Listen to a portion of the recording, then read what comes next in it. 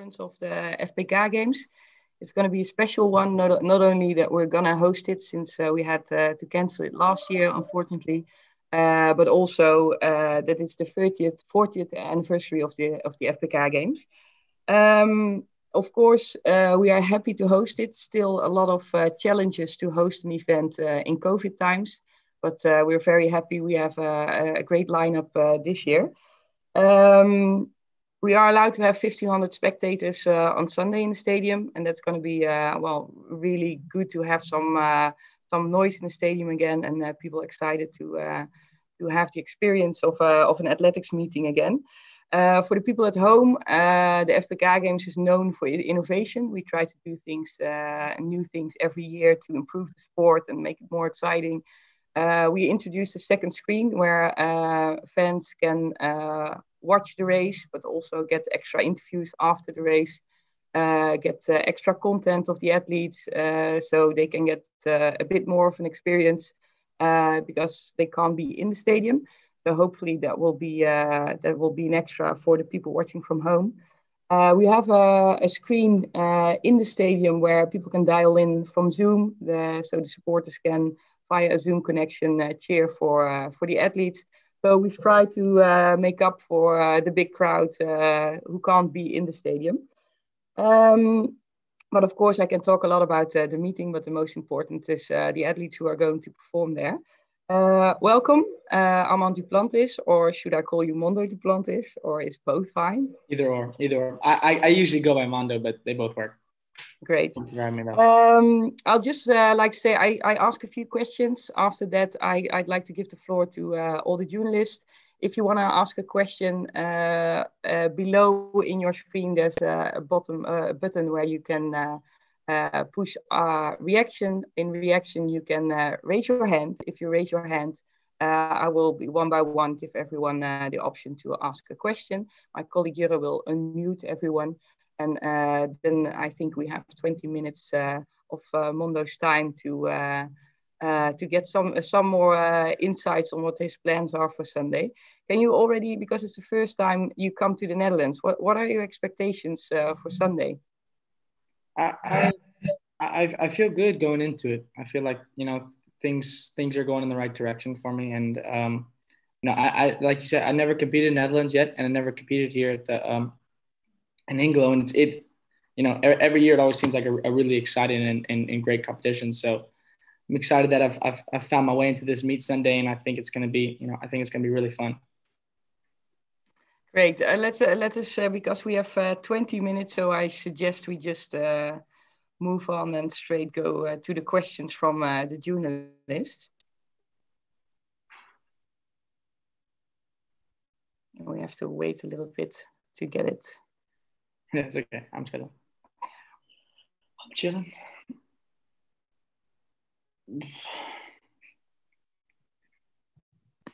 Anyone who has a question, please raise your hand, and then we can.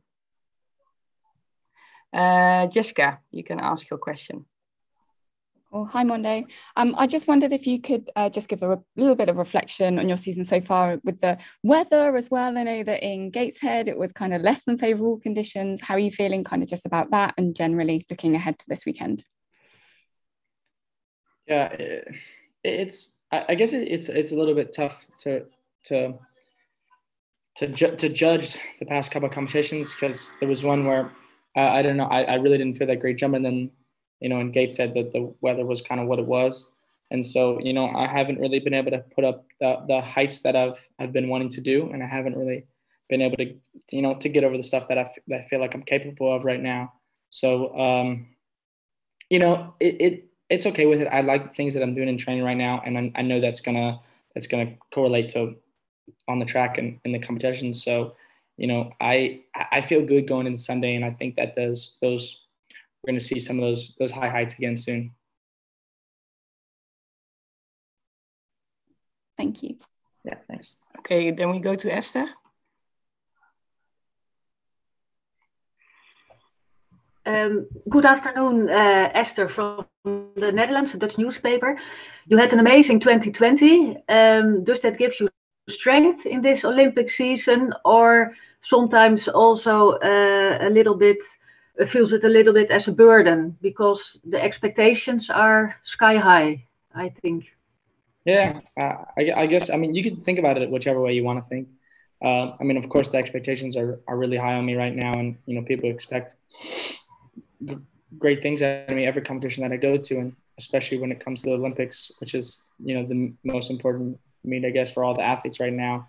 People expect me to go there and do great things. But, I feel confident in the way that I'm jumping. And I feel like I can live up to the expectations. I can live up to my own expectations because, I want a lot out of myself and I want to be great and I want to do great things. I want to do things that people have never done before.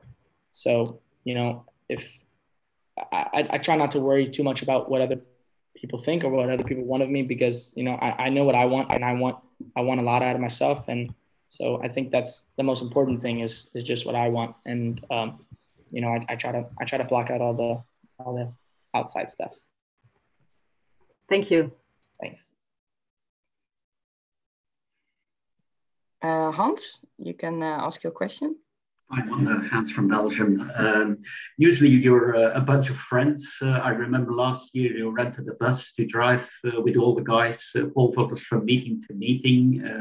Do you feel the tension is building up between you guys because there's only a couple of weeks left between the Olympics, or is the atmosphere between you still the same, happy, smiling, doing things together? Or it does get a little different when it gets to different competitions for sure. I mean, I know a lot of the guys. I know Renaud, I know Ben, I know Sam, I know a lot of those guys just as people behind the scenes very well, and they are people that I would consider really good friends of mine. But when it does get to a lot of these competitions, especially these kind of competitions like Sunday that are kind of building up to something as important as the Olympics, there is, especially when we're on the track, there is a little bit more of that element of we're really out there and it's really important for us. And I mean, the main goal for us is always to go out there and jump high and beat each other. And so there is a little different aspect of that into it, but it doesn't change. It doesn't change all that much as far as the relationships of the guys. It's just more like we just want to beat each other even more when it comes to these kind of competitions. Thanks, man. Yeah, no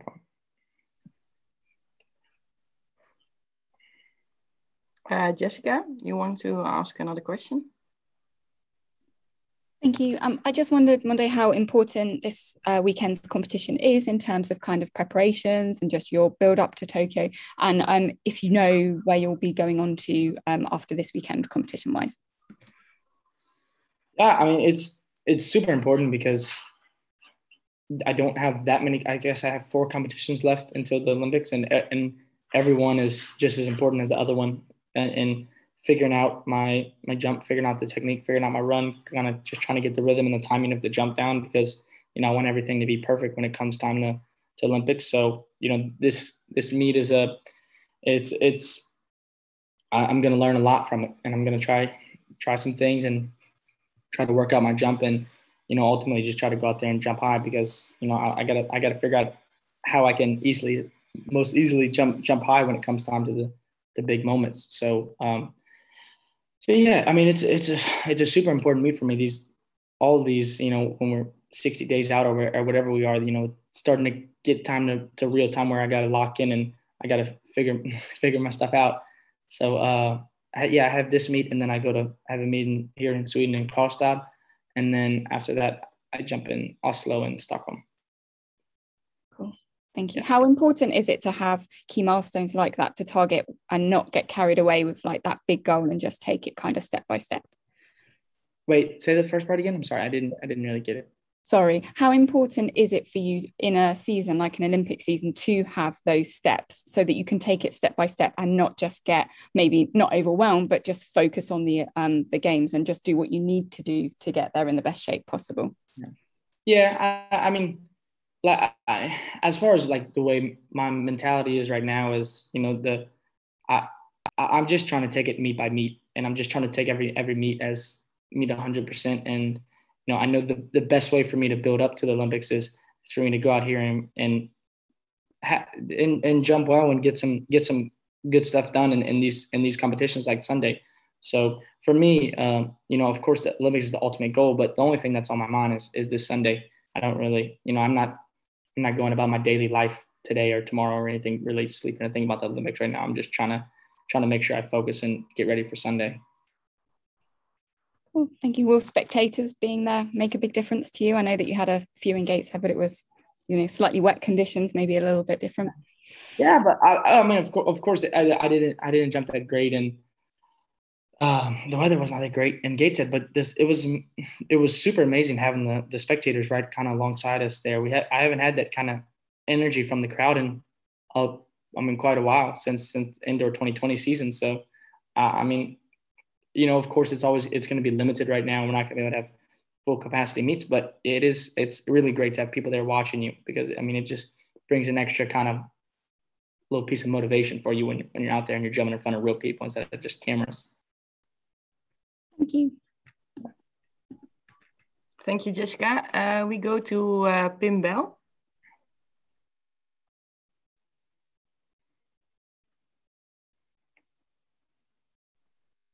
I'm afraid we lost Pim. Anyone else got a question?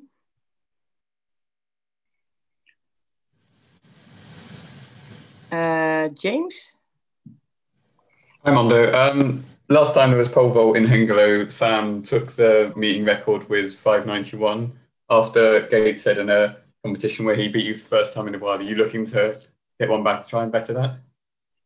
Yeah, for sure. No, I definitely have a lot of motivation going into this competition, because I am coming off a loss right now, and I want to get back to I want to get back to winning. So I want to go in this weekend, and I want to show what I can do and try to put up something high. And I guess Sam's not going to be here, but I guess that would be a way to get back at him, would be to take his meeting record. Awesome, thanks. Okay, then the next is Willem. Hello. What do you think a man can do? What's the limit in pole vault, and what is your limit? Yeah, well, I want to think that I hopefully can be the highest that there is to do it. Of course, I won't be the world record holder forever, but as far as I can see, I want to be the best, and I want to be the best to ever live, especially in my generation, as long as I'm jumping. So I wanna push the barriers, and I wanna open people's minds up on what is possible in this event, and I want to do things that people thought were unimaginable. So kind of like Bupke did, pushing the barriers on what people thought was possible. So I don't know. It's hard to say, really. I don't really have a specific number in mind, but I definitely think there's a lot higher heights to be achieved. Okay, thank you. And can you tell me about your relationship with Menno Vloon? And can you say something about his possibilities to maybe jump 6 meters?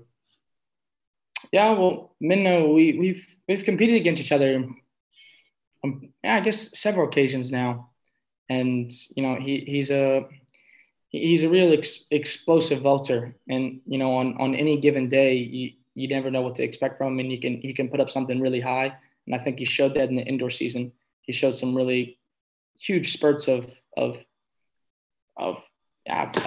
just talent and good jumping. When he made 596 or something in the indoor season, I'm pretty sure it was. And so, when you start getting to that range, he's 4 centimeters away from 6 meters. So, I try not to count anybody out in my competitors, because I know a lot of them are capable of really high heights on any given day. And especially coming into this meet at Netherlands, I guess kind of on Menno's home turf, I don't see why he can't go out there and jump something really high. Okay, thank you. Yeah. Is there anyone else who would like to ask a question? Otherwise, I think I think Hans has another question. Yeah, there are a lot of guys, or a lot of you guys this winter. There were a lot of you guys. Do you ever think I'm not going to be the next Olympic champion? Are you that self-confident, or do you ever think, no, there's someone else? I have to be careful. Or what's your how do you deal with that psychologically? Because everyone says, well, here's the gold, it's for Mondo, and what does the rest? Okay, that's their business. So, yeah, I get you. I mean, for me, it's just you know, I know what I'm capable of. I know I'm capable of when I step on the track, and you know, I am confident in myself, and I think that, you know, if when I step out on the track, and you know, you put me against any guys in the world right now, you know, I expect myself to win, and I expect myself to come out on top. You know, it's sports, and anything can happen on any given day, especially when it's Olympics or any meet that it's a one day meet. It's not tournaments. So, you know, things can happen on any given day, but you know, I expect winning out of myself, and I think that, you know, I have what it takes to go in there and to win. So, you know, I know the expectations, and I expect similar things for myself. So I just, you know, I control the things that I can control, and I can't control the things I can't control. So I just try to worry about the things that I can control, and that's just getting myself in good shape, you know, preparing myself mentally, and just trying to go out there and jump as high as I can. And, you know, if I jump as high as I know I can jump, then I think good things are going to happen. Thanks.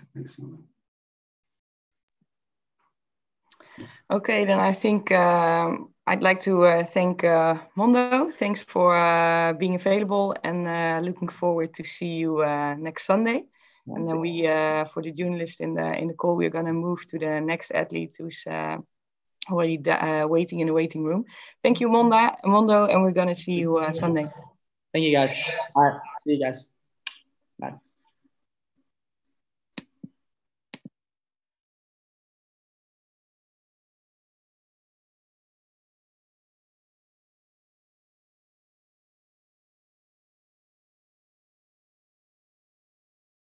Welcome to this press conference.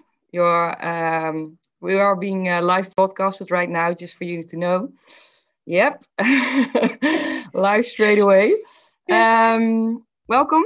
Thank you for being available for this press conference. We are having an anniversary this year of the 40th FBK Games. Oh. So that's what we're going to celebrate on Sunday. I'd like to start with a few questions, and then we give the floor to all the journalists. I'd like to know, because Gate said you look really strong. The weather wasn't that great. What do you expect for Sunday, when hopefully the circumstance will be a bit better? Yeah, and hopefully it will be a little bit less windy, a little bit less cold, and a little bit less wet. Yeah. Hi, first and foremost, I'm obviously really excited to be running in Hengelo. Thank you very much for having me. I'm really, really excited to be running over the 100 again. If I'm being honest, I don't quite know what to expect. In terms of, I don't really ever think times. I don't think like what kind of number I want from a race. I just try and go in and run the best race that I can, which is a very useful mindset to have in Gateshead, because times were not happening that day. But so I don't know what to expect in terms of times or anything, but I'm really excited. I've had a good winter and I feel good. So hopefully, if the weather's kind to us, it could be a really good Sunday. The last time you raced in the FBK Games in Hengelo, you raced against Daphne, and this Sunday you're going to race against her again. What are your memories of that previous race, and how are you going to get into next Sunday? You know what? I remember I have really fond memories of Hengelo for two reasons. One, I think it was the first time I broke my British record it was 11:05 and I did 11:02, and it was 2015. So I have really fond memories of being in Hengelo for that reason. And also I really enjoyed racing Daphne there. If I remember correctly, she beat me by ages. I can't even remember what. I just remember I got a British record in PB, but I know she did really well. And I think as a professional athlete, it was my first experience of being in a race when a really big stars racing at home. And it was just so nice to hear like the crowd cheering like that. Like, I don't think before then, because I was still relatively young, I'd actually been in a race where the home favourites racing at home. And it was actually, even though I was a competitor in the race, it's still nice to see a crowd kind of really cheer and get behind kind of, their home athlete. And it's very much what I like about track and field, really. Everybody kind of has their favourites. Everybody gets a really warm reception from running at home. So it was nice to run at Hengelo. Is it for you, because you are, there was recently a nice campaign with Nike, or a big inspiration for a lot of young girls. Is that an extra pressure for you, or do you use it to perform? No, it's not pressure at all. I wouldn't necessarily say that I use it to perform, but it's not a pressure at all. I just think it's nice. If I'm being honest, it's somewhat unexpected. I came into the sport kind of hoping to run fast and just kind of try and achieve some personal goals. I didn't ever expect to be seen in that way by young women, but it's really nice. And I think that one of the best things you can do in life is to, I guess, give other people opportunities, and also kind of not necessarily provide inspiration, but give people joy, give people hope, and give people kind of, they can see a pathway if they kind of want to be like you. And I think that's a situation that a lot of us are in track and field, and a lot of us have lots of people are kind of looking up to us, and I think it's a nice thing, but it's definitely not pressure. No, it's very nice. Yeah, it's good to hear. I think we should ask the journalists to ask their questions. So I'd like to ask everyone, if you have a question, please raise your virtual hand, and then we open up the line. You always need to wait a little bit.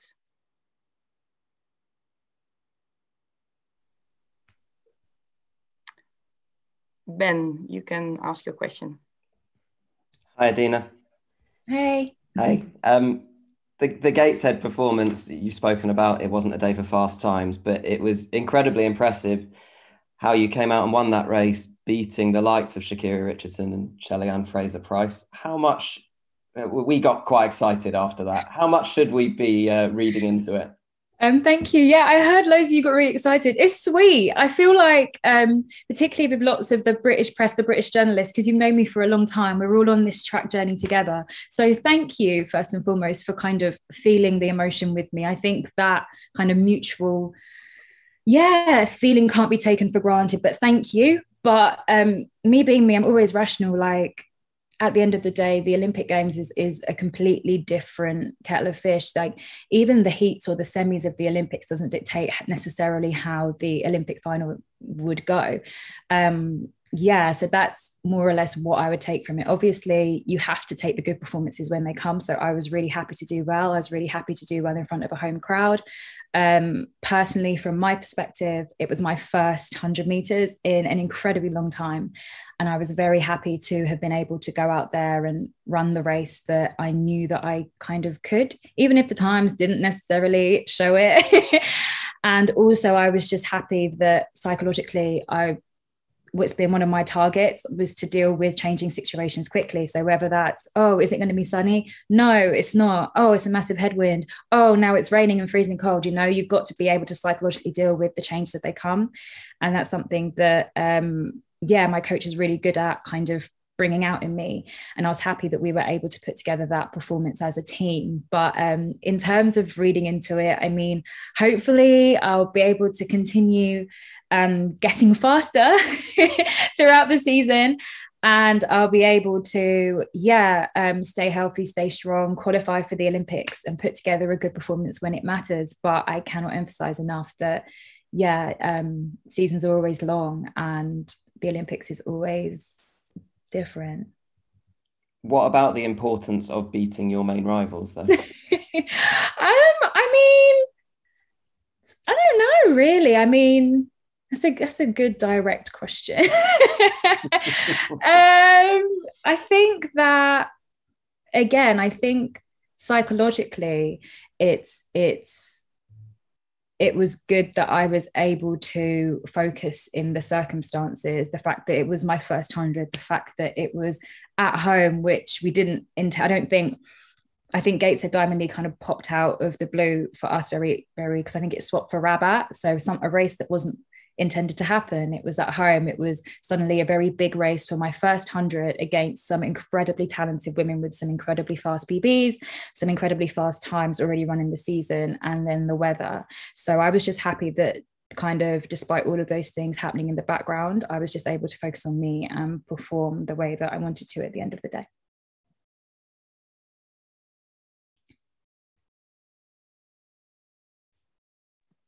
Okay, then we go to Willem. Hello, my name is Willem from the Dutch Telegraph. When you think about the Olympics, are you only satisfied with gold, or is a medal also good for you? And what are your big chances, 100 meter or 200 meter? I don't know. As for the second question, I don't know. I always kind of just keep an open mind as the season's going, because I mean, when we started 2019, I feel like, you might not have necessarily pegged me for a gold and a silver in Qatar when I started running in May in 2019, you know. So in terms of where your chances are, always just wait and see. The season, even though I'm relatively young, I have enough experience to just know that championships are very unpredictable. So who knows where your chances are? You've just got to stay in shape and stay focused and perform well on the day. And I want to put together a good performance in the Olympic Games. Obviously, before we get to that point, I have to run the qualifying time for the 100. I have to make my team and make the GB team and get there in one piece. So before I start to imagine and forecast what that would look a good Olympics would look like for me, I've still got to fulfill the essential stepping stones to getting there. Do you consider Daphne Schippers also still as a big rival? Of course, yes. Daphne is like double world champion. She's a fantastic athlete. She's a very technically good runner and she's very strong. Of course, I feel like anybody who would rule out double world champion would be very silly if I'm being honest. So of course, Daphne's incredibly talented. I've been fortunate enough to race against Daphne for many, many years, and she's lovely, but she's she's very talented. So yeah. Okay, thank you. Then we go to Jessica. Hey Dina, it's Jess from World Athletics. You've kind of touched on this already, but just wanted to ask about the benefits and the importance of experience, especially in a year like this. And when you've had such varied conditions and you know things to go through over the past couple of years, how much do you think your experience will play a part this year? And also just looking to where you were the last time you competed in Hengelo and kind of how much has changed in that time. Yeah, I think it's been a long time since I competed in Hengelo, 6 years. It's been loads and loads of changes. But yeah, I think experience it does help a lot with just high performance sport. And because now there are very few situations that can surprise you. I mean, don't get me wrong, life is crazy. So there still probably is loads more that could pop out the woodworks. But I feel like once you've been there and done it like a few times in terms of performing at a certain level, the novelties and the things that you might notice as a newcomer, you don't need to think about that anymore. You just simply focus very much on the race and doing well. And yeah, I think experience helps. I'm definitely not as experienced as some people, but I'm probably somewhere in the lower middle. So I got some, and it's good. Yeah. Thank you. Anyone else have a question? Ben, you have another question? Yeah, I'll go again if no one else is speaking. Dina, I know you want to keep questions specific to you in athletics, but I want to ask, because you put a couple of statements on social media over the last week, and one of them was very eloquent on the anniversary of George Floyd's death. And it was, you touched upon the idea of sports people making their voice heard, and that is an idea that is still happening a lot, but it's still proving quite problematic. The England football team were booed by quite a lot of fans yesterday for doing it. What are your thoughts on that? Is it, your message was one of hope for the future and about change, and it seems quite dispiriting that it received that response. I didn't know that. I have to admit, I'm not the most football savvy person, probably bad to say as an English person, but here we are. I didn't actually know that. That's really sad. It does perplex me as to why people would be aggravated that somebody wants equality, or boo that somebody would want everybody to be treated equal. I think that's really sad. I didn't know that they got booed for that, and I hope that despite that they continue to stand up for what they believe in. But yeah, I didn't know that. That's really sad. Could I also clarify from your statement whether you would feel comfortable making such a gesture at the Olympics, given such reactions and also given the rules there?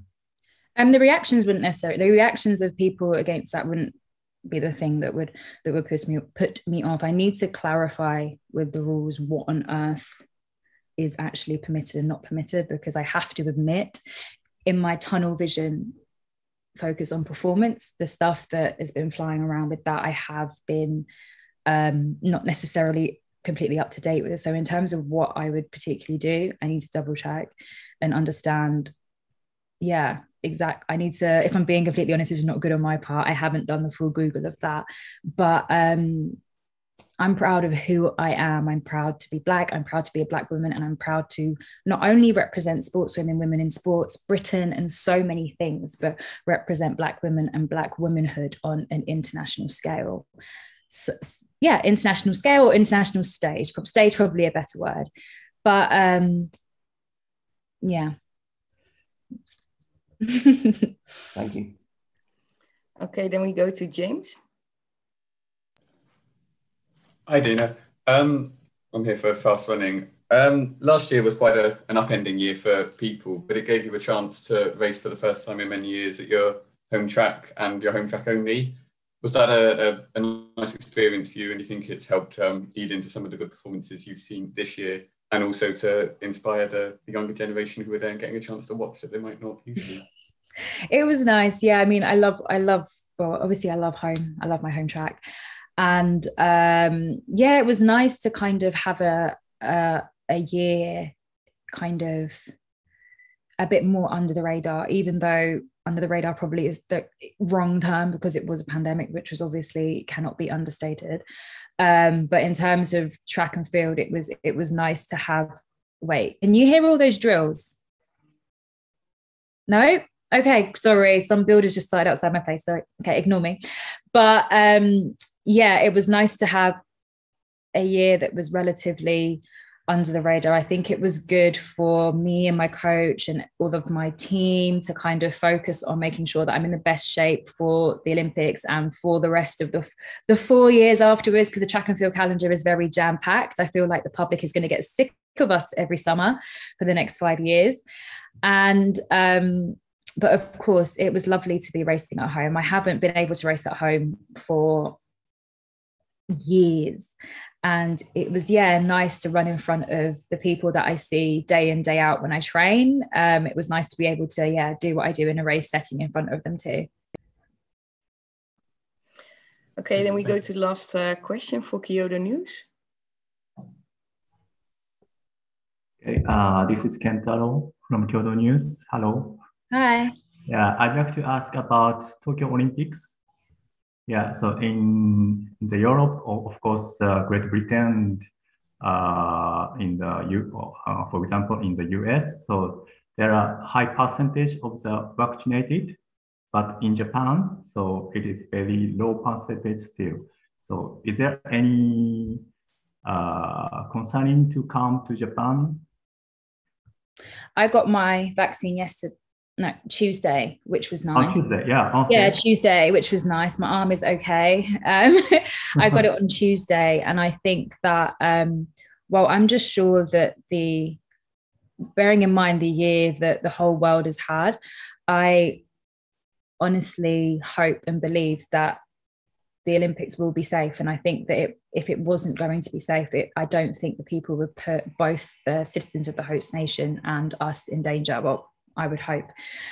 And yeah, I'm vaccinated. I know loads of my friends, particularly early this week have been vaccinated, and we're going to have our second one in 3 weeks' time. So yeah. Okay, thank you so much. It's okay. Okay, then I'd like to thank you, Dina. We're looking forward to see you race on this Sunday.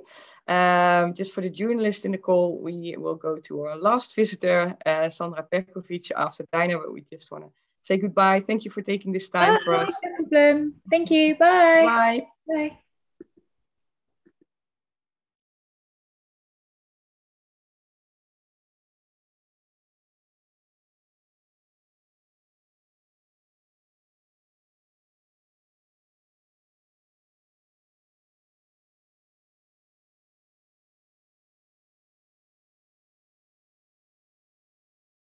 See you. This press conference will be live streamed, so we're live already, just for you to know. Do you hear me good? Yes, we can hear you very well. Because I get problems with my head earphones. Okay. You can hear me well as well? Yes, perfect. Okay, good. Yeah, we're going to be live streamed. We're live now, and we have a group of journalists in the call. I'm going to start a little bit, and then we give the floor to the journalists. Okay. Yeah, great that you're going to be at the 40th edition of the FBK Games this Sunday. Can you give a little bit of expectation for yourself for this competition?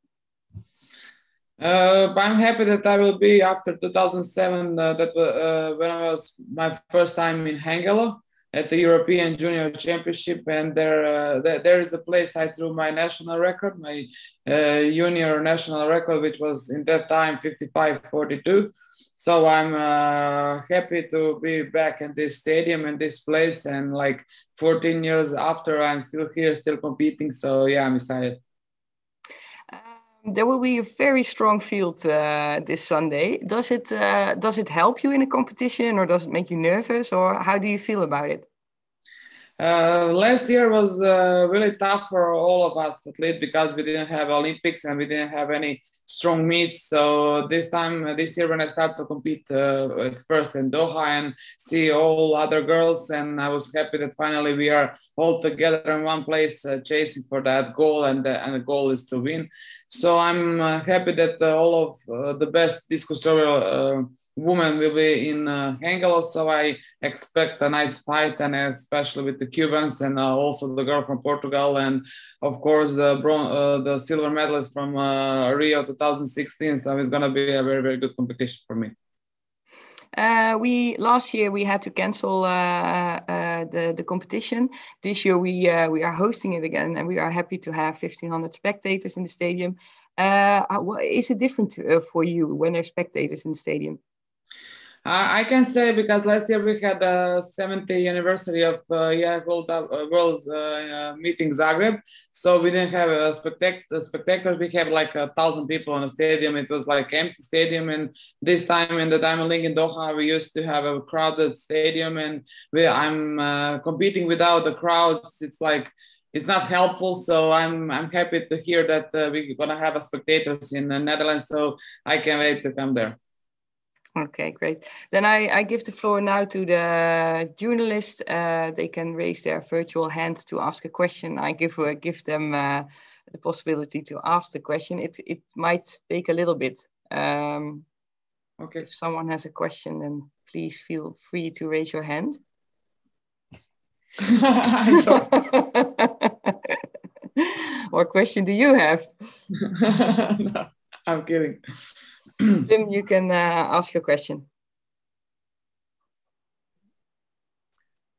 Hi, I have a question about Jorinde van Klinken. She threw 70 meters. What is your reaction? And can you tell us something about how special it is to go over that 70 meters?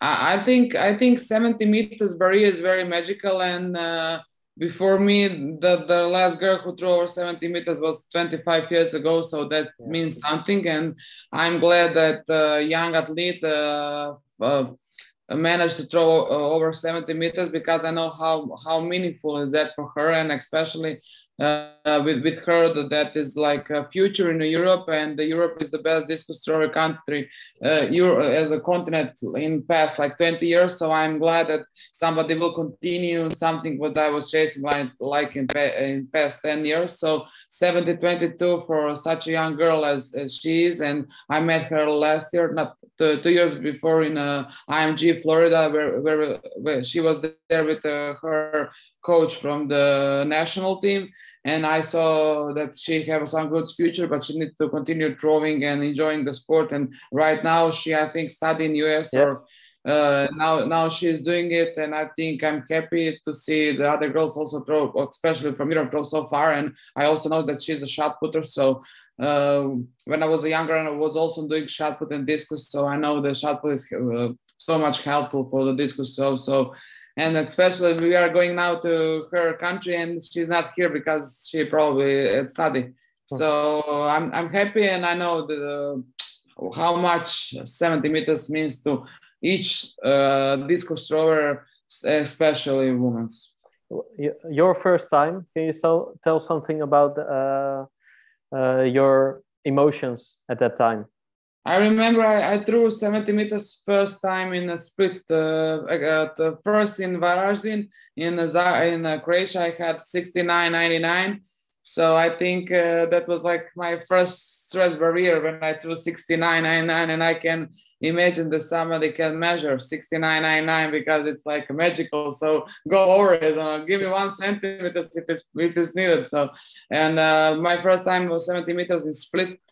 70-51, and I remember that I know that I came there ready, and I was expecting to throw very far, but I didn't expect to throw 70 meters, because I cannot say that I'm afraid of 70 meters, but you need to respect that distance. And right now, after 10 years of my professional career, I still have so much respect for 70 meters, because if somebody threw 70 meters, that's mean like a lot.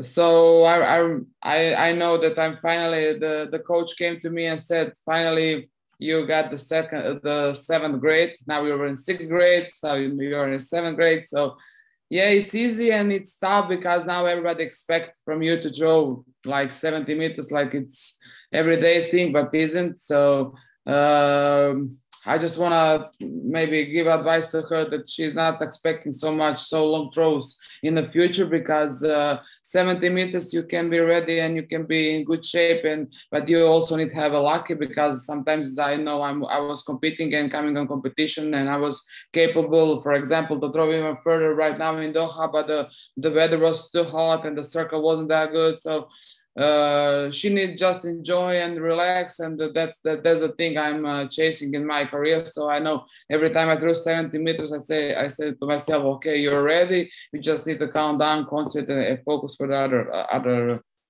other competitions. Many thanks. You're welcome. Jessica. Hi, this is Jess from World Athletics. Kind of linked to those past questions then, I just wondered if you could talk us through peaking for a major championship, and when you're always going to look for those big throws, but how important it is to just like balance your time and just work towards those big goals and make sure that you're in the shape you need to be when it really, really matters.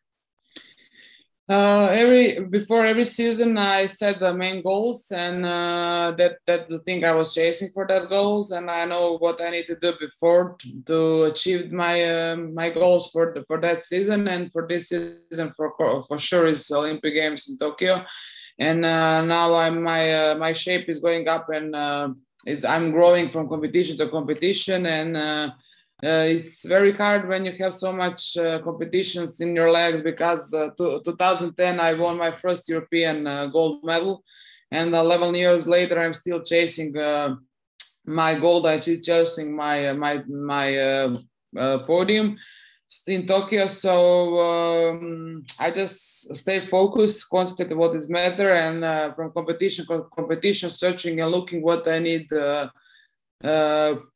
to change, or what is going good, what is going bad. So I come back and training, but right now we have like 4 competitions in 10 days, so we don't have so much time. So I know when I finish this, I'm going back to my base, and I have a really hard training for the next 2 months, and I know I'm gonna be ready in Tokyo, of course, if I will be healthy. So for the professional athlete, I always from in this moment, I already knows how to win a gold medal. But when you're a professional athlete, you need to come on that podium, come on that gold, and do not have any injury, do not have any problems, and everything needs to go fluently, because I know my index on a training in the gym and on a throwing field.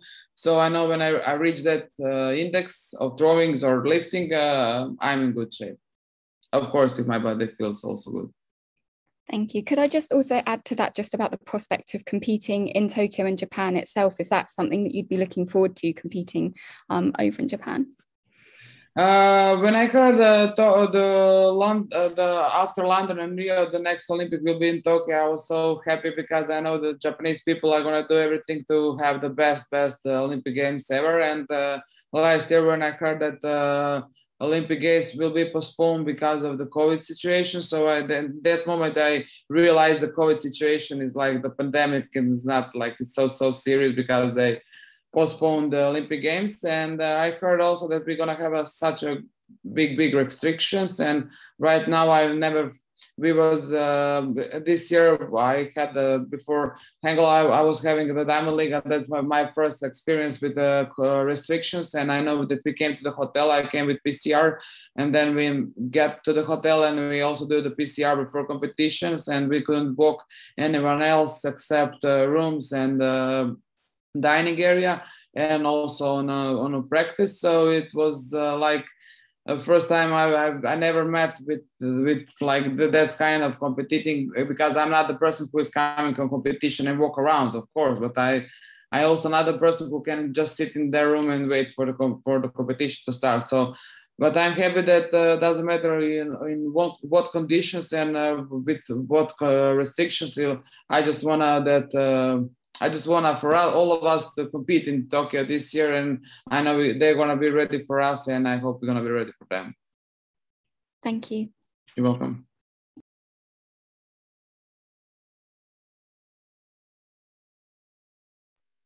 Thank you very much, Sandra. If there's no questions, then I'd like to thank you for taking the time, and looking forward to see you on Sunday. Thank you, and I'm happy to compete in Hangul and see you for a few days, and hope the people will come and cheer for us, because for now, for all of our athletes, the cheering is what we needed. So let us enjoy in our competitions, and we're gonna show you how much we work. Thank you very much. Bye. Bye bye.